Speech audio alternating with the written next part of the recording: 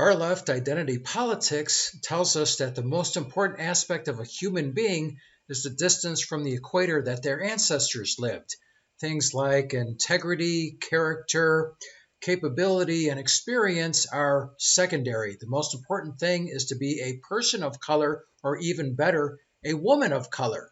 Now, is this true? How is somebody who's a woman of color, say Tulsi Gabbard, who has Samoan ancestry, how has she been treated by the DNC? How has she been treated by mainstream media? Is this identity politics true? Do they really value diversity, or is this a lie? So let's start talking about the DNC. So Simananda, from India heritage, became the CEO of the Democratic Party. There she is. And this is what she had to say. Our party is strong because it's built on forging positive solutions that include everyone, which is great for me to hear, because now I know my segment, the left-handed atheists, are finally going to get some representation.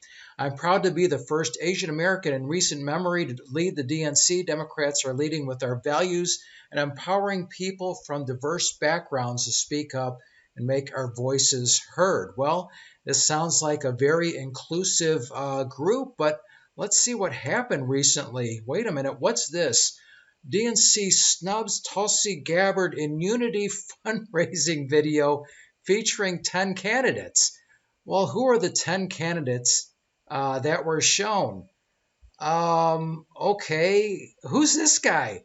I don't remember seeing this guy on the debate stage. Let's look him up. Okay, that's Massachusetts Governor Deval Patrick. Okay, so what's he doing there? What's Bloomberg doing there? I mean, he's just buying his way. He doesn't even qualify, doesn't even bother with the debates. What's Tom Steyer doing there?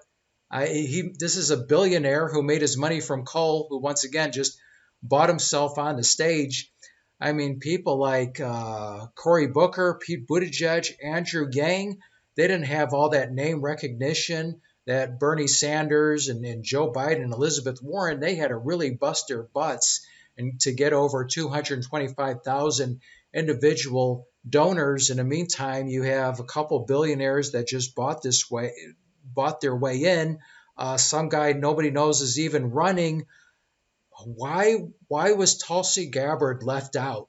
I mean, what's the reason? Really, think about how much diversity that would add it. So let's say we get rid of Tom and we put Tulsi there instead. Now instead of 2 women, we have 3. Wouldn't that be far more diverse? So this doesn't seem to be playing out for the DNC. Now there is some bad blood between Tulsi and the DNC, because in 2016 she called them out for being completely unfair to Bernie Sanders, for rigging the election for Hillary. But after investigation, as it turns out, Tulsi was actually 100% correct. That is absolutely what happened. We all know it. And Tulsi is also somebody who wasn't going to take any crap from Hillary Clinton.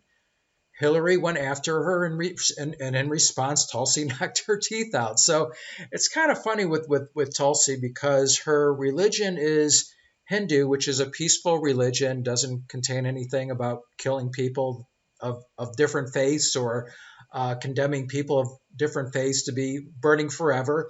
And obviously she's very anti-war, vocal. Let's get out of the Middle East. Iraq was a huge mistake.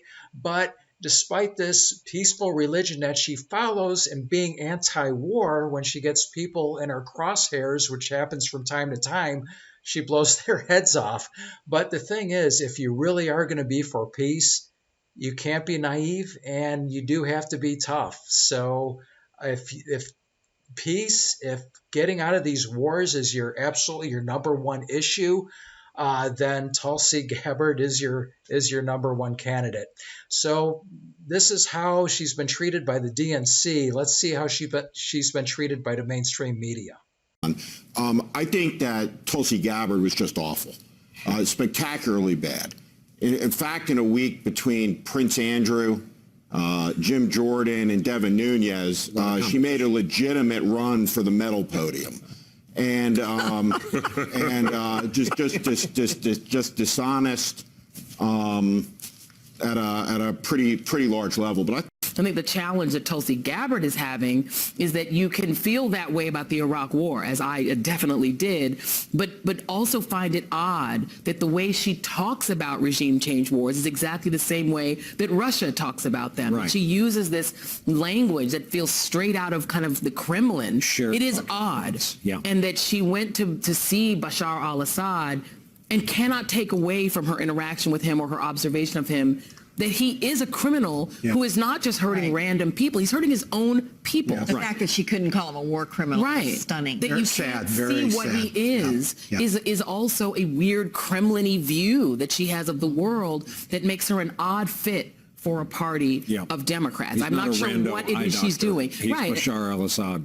Absolutely disgusting, absolutely despicable. As you can see, it's all a lie. They don't care about diversity. They don't care if you're a person of color or a woman of color. It's not about race, and it never has been. It's about political ideology. And if you don't share theirs, they will smear you. I think that's pretty much been exposed clearly when you look at the mainstream media's and the DNC's treatment of Tulsi Gabbard. That's my take on it. Feel free to share yours. This is Jim Wall. Thanks for watching. Until next time. Cisco, do we have to leave all our good friends now? Only until next time, Pancho.